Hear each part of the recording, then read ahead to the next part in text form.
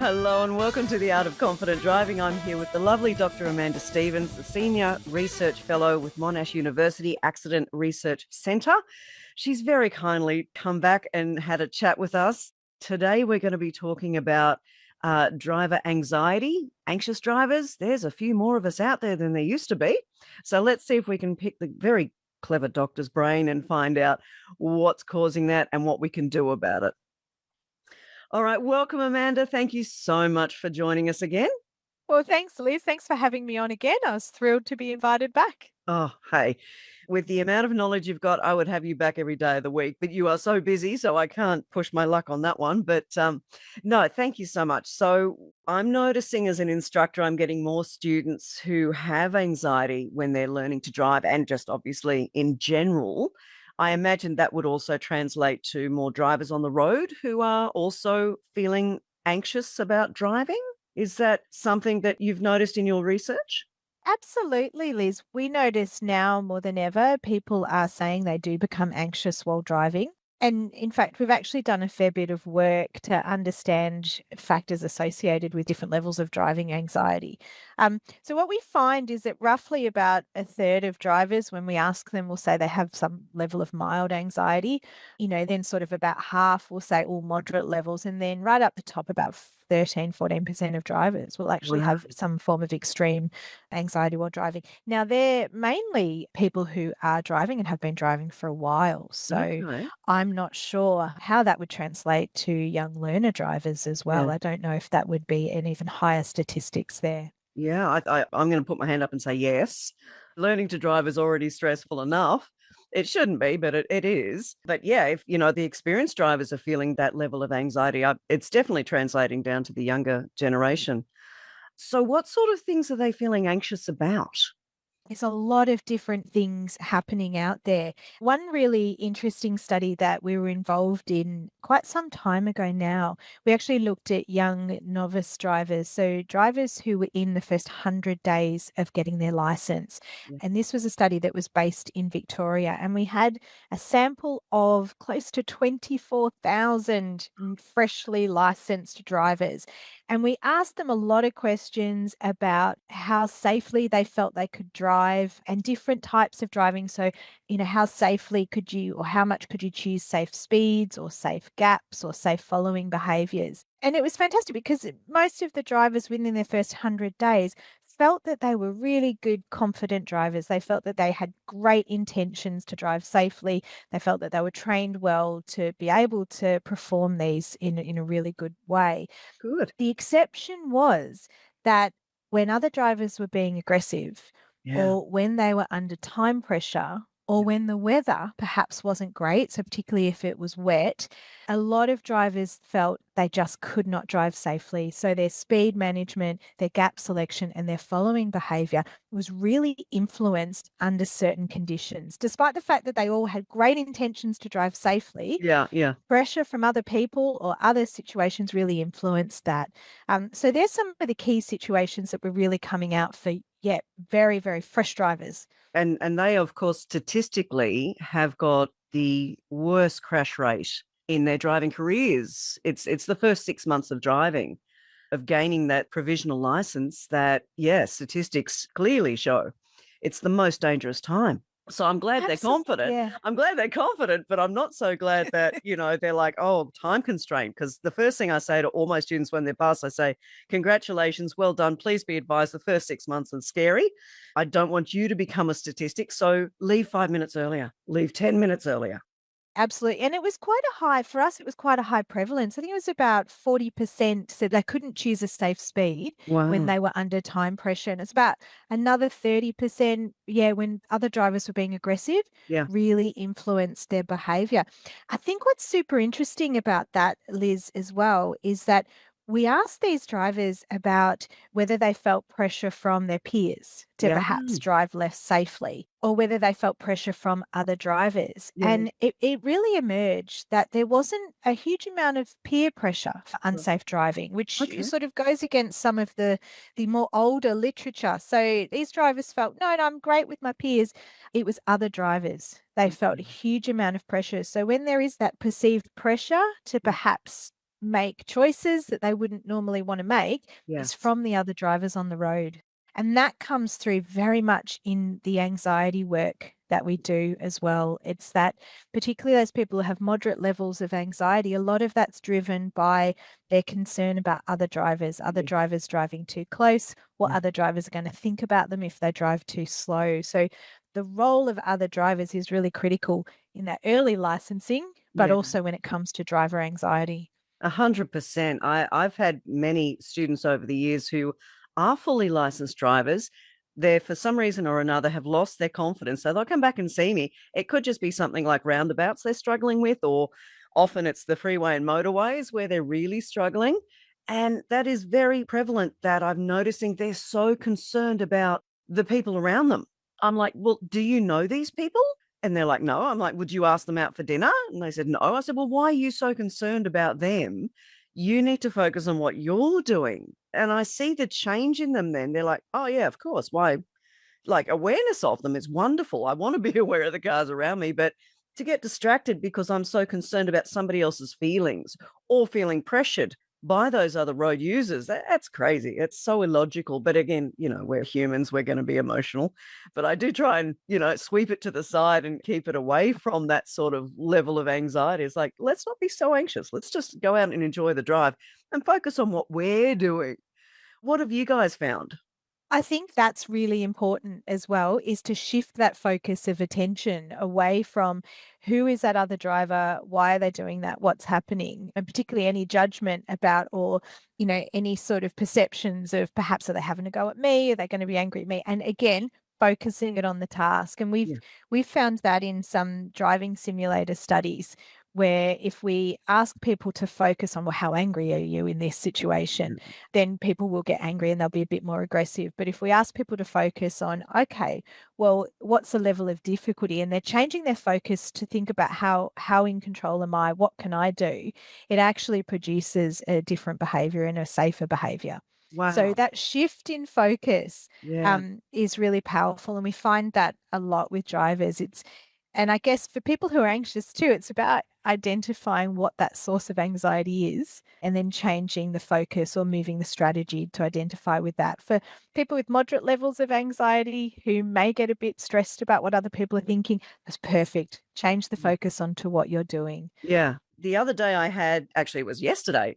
Yesterday, I had a student in my car and I'm taking her twice a week. And I actually mentioned her in a previous podcast where she does have high anxiety. So it's taken us a good 25 or so lessons to get really good car control. And that's been a lot of repetition, a lot of the same routes over and over to build that confidence. And mum's helped out a bit with that, which is lovely. And yesterday, for the very first time, we went on the motorway. Oh, yeah. Yeah, the reaction was priceless. She was squealing with delight. So proud of herself that, we managed to get on the motorway happily. And she's like, I'm doing 105. I'm like, yeah, you are, baby. We're doing great. Yeah, I guess with the high anxiety drivers that sometimes they worry about the car control. So if they can get that confidence up in the quiet streets, and yeah, it's going to be a lot of repetition, but then they don't need to think about, how do I control the car if something goes wrong? You got this. You're already in place. And that's what I said to her. I said, look at all the hard work we did and look how it's paid off. You're on the motorway. Well done. That's Thank you. fantastic. Yeah. That must have felt so great for her too, to Oh, be yeah. able to get out there Yeah. and yeah, Yeah, you yeah. couldn't wipe the grin off her face. She was just, yeah, bubbling the whole way. And we got on and off quite a few times. I was really impressed. I thought I could only push her for one, but no, no, no. We then got off and had a little quiet bit and then back on again. And yeah, she did really well. So I can't wait to see her again this Friday. It's going to be exciting. We'll pop back on again. She already asked. She said, "Can we go back on?" I said, "Of course we can." So, That's beautiful. yeah, it's And I wonderful. love that. It's that focus on what you can control. I think Yes. that's yeah, it's a beautiful, beautiful thought for even beyond driving, really, Liz. Yeah, exactly. Get the control, you'll feel comfortable and Yeah. confident. Yeah. Yes. So apart from directing them back to the task at hand, is there any other hints we could use? Yeah, so some of the work that we've done, and this is all it's all self-report work as well. So people who sort of put their hand up and say, Yeah. I'm very anxious about driving, and sometimes they'll even choose not to drive and avoid driving. Sometimes that can be a part of more general anxiety as well. So that might need, more clinical interventions there. But what we find is the concern for a lot of people with high driving anxiety is less of a focus about other people and more on a focus about I'm going to lose control of myself. So I'm going to Okay. have a panic attack while I'm driving. I'm Mhm. going to start shaking. I might not be able to control the car. So their focus is a little bit different as well. And Mm, that can be embedded more in instilling confidence. And again, it's working through where's that onset of anxiety coming from? If it's nice. part of a bigger picture, then do you need to sort of deal with the bigger picture? Yeah. But also, a lot of people, when we ask, well, what help would you like? A lot of people say would like some driver training that focuses on anxiety and helps Yes. us work through anxiety. So there's definitely in our research people out there who want their instructors to help them with that level of anxiety as well. And I don't know if that's what you're finding too, Liz, Well, if that comes up with you. yeah, when I have a chat with my instructor mates, we're all saying how many more students we're getting with anxiety. And it's only us who've been doing the job for a long time. We can teach and deal with the anxiety at the same time. But it is getting harder and harder. I almost, think, should I go get a degree in psychology or something? I'm like, my goodness, this really is affecting how I can teach. We're often having to pull over and calm down. And, I'm always happy to pull over and calm down. I say that to my students all the time. But you can see the physical changes in the student where they're really getting quite emotional and worked up. And it's that calming down business that we've all learnt to do. So yeah, it's tricky. It is tricky, especially, we're trained to be instructors. We're not trained to be psychologists. So it's a tough one. Yeah, and it can manifest from a range of different ways as well. We had a look at in our sample of drivers who said they had anxiety. We sort of asked, well, where has this come from? And it can come from different places. So for some people, it can be fear of a crash, or Yeah. maybe they know someone who's had a crash, or they've heard of a crash. So it can be crash related. Yeah. But for other drivers as well, it can be related to the fear that, well, some of their passengers may criticize their driving, or they may Yeah. have been criticized by a passenger or perhaps a parent, or so that can be a source of anxiety as well. So it's really interesting to be able to unpack that, and then that can help with moving forward. Yeah, when you said criticism from other passengers, I'm like, well, that's my job. Uh, so as you know, that's my job is to say, okay, we can do that one a little bit better. I don't like correcting. I like training into the proper procedures. It's a much more pleasant way of teaching instead of saying, no, no, no, you did that wrong. I first of all train them into it. But you make a good point. I haven't, been a regular passenger in years. And yeah, it occurred to me, would I winch to my girlfriend if she was a tailgater? I don't know that I would. She is. I love her. She does tailgate a bit, not intentionally. And that, see again, and then this is the other thing. Not all drivers are doing things intentionally. We were just chatting, and she naturally got closer to the car in front, and I'm like, oh, okay. I don't have a brake here, but that's okay. She knows what she's doing. So all of this is running in my mind. I'm like, no, no, too close, too close. But I mean, yeah, I guess influence. Well, like it's 100% on my students that they'll say, "Oh, mum told me I did that wrong," or "Dad, yelled at me for this one." So I utterly expect it from parents and supervising drivers because they're trying to do some teaching methods. But I didn't even it doesn't occur to me that regular passengers would say something. But yeah, of course that would be off-putting if somebody's giving you a hard time about something. You're like, "Oh, gee, am I really that bad?" Do you know, Wow. I love your point about the tailgating too, because I think that's true. We did a survey on tailgating some time ago, and we asked people, have you ever been tailgated? And 100% of our respondents said, yes, I've Yeah. been tailgated. And then we sort of said, well, have you ever been in a situation where you've driven a bit too closely? And about 70% actually said, yeah, I've also driven too closely. But sometimes I say, look, it was unintentional. I was in traffic or I hadn't realized and then I backed off. Yeah. And then other people were, as you can expect, I drove too closely because I wanted them to move over. They were, Yeah. there was a judgment there. So it can be intentional and unintentional. Yeah. Interestingly, we also asked people, okay, well, what's the recommended, following distances, in Oh, particularly in relation to timing? yes. What gap is it? And it's only about 50% of our people that actually knew what the recommendations were for following distances. So with tailgating, which is one of those examples that can lead, it's a highly anxiety provoking Yes. behavior, and it can provoke anger as well. So it can have a knock on effect to the Yep. person being tailgated. In a lot of situations, it can come down to just not understanding those following distances. And even if you know them, how do you translate those while you're actually driving? Yeah. What rule of thumb do you have? What do you use? And Yeah. is that actually working? So that's one of those tricky behaviors that I think can have a lot of misconceptions. I'm not going to lie, Amanda. I am amazed it was 50%. When I asked my learners what sort of safety bubble, as I call it, or gap between Yep, yourself yep. and the vehicle in front, I wouldn't get a 50% correct answer. I'd be lucky to get a 30% of my students who know the correct answer. And I've even got my, notes in front of them. And if they, actually read them a little bit, they'd see it, although it's from New South Wales, which is a 3-second gap. But yeah, up here in Queensland, it's a 2-second gap. And these guys have just finished the Prep L, the theory part of their licensing. And, they probably forget half of the road rules they've just learnt.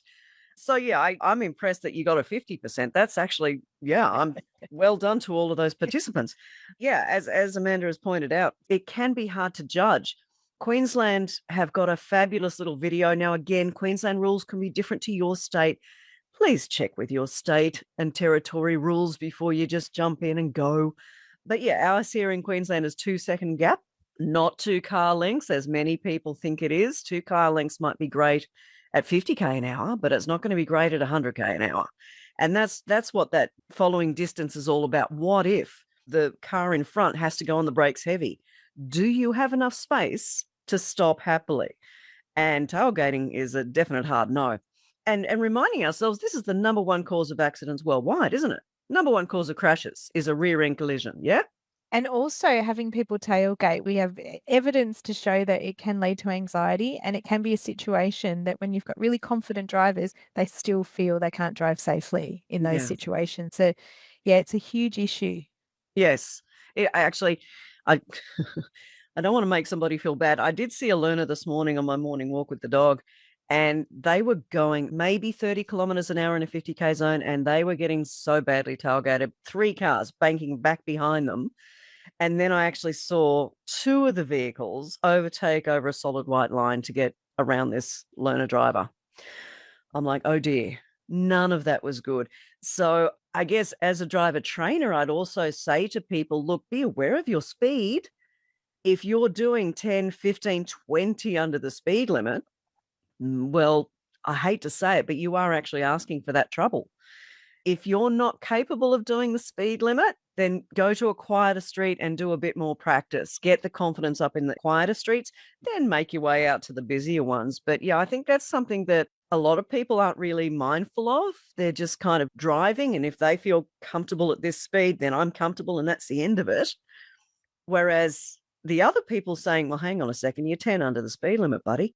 Yeah, and it can be an aggression anxiety feedback loop as Yeah. well. So if somebody's a bit anxious and they're reducing their speed because they're a little bit anxious, that can lead to aggression from other drivers, which can then increase the anxiety, and it becomes this vicious cycle. Yeah. Yes, yeah. And I often say that there's a ripple effect that can track all the way down the fleet. If you've got a driver who's being angry and aggressive, then they can, do something to another driver. They might become more anxious, change their behavior, which will then influence another driver's behavior, or they might become more angry and change their behavior as well. So it can have a flow throughout the traffic. Yeah, definitely a ripple effect, because you can see it. I saw it in the drivers who overtook that learner. I'm like, oh, well, the first one was a P plater. Don't get me started. Overtaking on a solid line. I mean, that kid knows better. Anyway, he chose it, and I could see his little face was very angry. And then the next car, they took longer than the P plater to go around. I'm like, are you actually going to make it before you go to the roundabout? They just snuck in front of the learner in time. But I'm like, see, again, it's because of one thing. It rippled out and could have made a much more difficult and dangerous situation just because. It's Absolutely. it's preventable. I think that's the thing that I'm most concerned about on the roads. Most problems are preventable. We just choose to ignore them instead of choose to notice them and then fix them, don't you think? No, absolutely, absolutely. And I think a big part of it can come down to driver themselves thinking about, well, are there specific situations when I'm a little bit more worried? And that could be I might be a little bit angrier or I might be a little bit more anxious about, and really identifying what it like some of your learners that come to you, Liz, and say, look, for me it's roundabouts. Mhm. Um, we've found a lot of people we've spoken to, parking is another Okay, yeah. issue. And some people will be so anxious about parking that they won't want to offer to drive with their friends somewhere because they know that, well, I'm going to want to park, a Yeah. little bit far away from the venue, and they feel self-conscious about that. So it's identifying what those situations are and then, yeah, working from there. So in your case, people are coming to you and saying, help me with this roundabout or help me with the Definitely. parking. Yeah, Um, parking, yeah. for someone else, it might be parking assistance tech. So some people will say, look, if I have that tech, I feel better. Yeah. So finding what that is and how you can work forward from that, because everyone's situations will be different. For me, right-hand turns. There They're you my go. least favorite thing to Least do. favorite. So I like a signalized turn. Okay. I was about to So say, so we're talking right turn at lights when the arrow comes off? Yeah, I with will the I'll choose, yeah, I'll try to choose a signalized turn. yes, okay. Okay, fair enough. So it's finding that, yeah, if there are things particularly that make you sort of anxious or angry, working out what those are and then making steps forward to try to work around that can Yes. help. Yeah, I think one of the biggest things that people feel anxious about, certainly experienced drivers, would be traveling somewhere new where they haven't driven before. So the first thing I say to them is get out your street directory. And if you don't have a good old-fashioned street directory, get out Google and plan the trip. Don't just get in the car and hope that Google will send you in the right direction. She once tried to get me to do a U-turn on the motorway, for goodness sake. So not reliable. So that's why, sit at home, go scroll through, map it out, write it out if you need to. I'm turning left at these lights, I'm turning second on my right. I mean, we used to do that, didn't we? When we were younger, there was no such thing as a GPS. Would you remember down in Melbourne, we had the good old Melways, Melways, which, yeah. and you'd have like a 4-page journey and you'd have Yes. to be pulling over and flicking to the next page and Yep. working down the J8 grid where you needed Yeah, to yeah, be. yeah, yeah, yeah. But that's not the road. Hang on. Oh, it's E8. Oh my goodness. Yeah.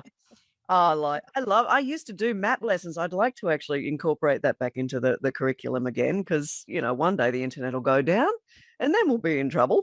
Everybody will be just stopped on the motorway going, which exit am I taking? So It's so yeah. we've worked with some people as well who've done, they've charted out the route, but they've also used the street view. So they can have a look, oh, I'm going to have to turn at that. I'm going to have a quick look and see what that looks like. So they can get their Yes. head familiar with where they're going, which is, Yes. yeah, I think that can be really helpful. No, brilliant. Yes. I have so many students who have literally no clue and they're 5 minutes away from their home. And I say, well, do you know that Hungry Jack's? They're like, yeah. I like, well, there you go. There's a landmark. So yeah, that's a Yeah. brilliant idea. Of course you can use Map View now. Yes, of course. Street View, sorry. Map. You see, I'm so used to maps. My brain's still stuck in the 80s. That's at least I can find my way around without, GPS generally. Okay. So again, folks, nobody's perfect. There is no such thing as a perfect driver. When we first moved to Brisbane, so we're originally on the other side of Brisbane, I was driving around Brisbane and I didn't have the street directory. We just got there and I hadn't bought one yet. And yes, this was pre-GPS. And I ended up having to pull over not once but twice in tears because I missed my turn off because the signs were at the turn off, not prepping them. So, we all have anxious moments. I mean, I was probably just having a really bad day, full stop. It takes a lot for me to get upset on the roads. But, exactly. Everybody gets upset, don't we? And it's how we tackle that problem, especially when we're driving. And I think, again, the smartest thing you said, smartest thing I've said, pull over. Don't just keep driving. And I think, Liz, you touched a really good point there too. Like we drive as we feel. Yeah. So if we're generally having a bad day, when Yeah. we get in that car, Yeah. that is going to influence how we drive. And I know sometimes I've had to get up early for an early flight and I'll be sort of tired and anxious because I'm rushing late to the airport. And I know that this is going to influence my driving. And it's trying to compartmentalize how you feel with how you perform. And that's what came through in our big survey when people were under time pressure. Yeah. They found driving to be harder. So yeah, it really does bleed in. So there you go, folks. I think that's the biggest lesson we've had today is A, stay calm, B, try and be in a good mood if you're going to be behind the wheel, and C, know where you're going and plan the route and don't get so caught up in what are other people thinking because it's not really going to affect you. Not really. You just think it might, but it won't. Don't you think? We all worry I too. love that. It's true. It's very true. And I love, as you said, Liz, just focus on what you're doing. Yeah. Because that's what matters. Yeah. Yeah, absolutely. That's what matters is you behind the wheel, staying safe and getting from point A to point B without any dramas. So yeah, worry more about what you're doing and a whole lot less about what the others are doing. Oh, Miss Amanda, as always, we have a great time when we chat. We'll have to come back and do it again. I know you're off on a big trip overseas to talk about more road safety, so I cannot wait to have you back when you're on your way back and we can learn all new stuff again. Oh, fantastic. I look forward to round 3. Round 3, you're on. You're on round 3 against anxious drivers and aggressive drivers, and yeah, we'll definitely do something. All right, thank you so much, Amanda. We really appreciate it, and safe journey on your trip. Thanks, Liz. Anytime. Thanks.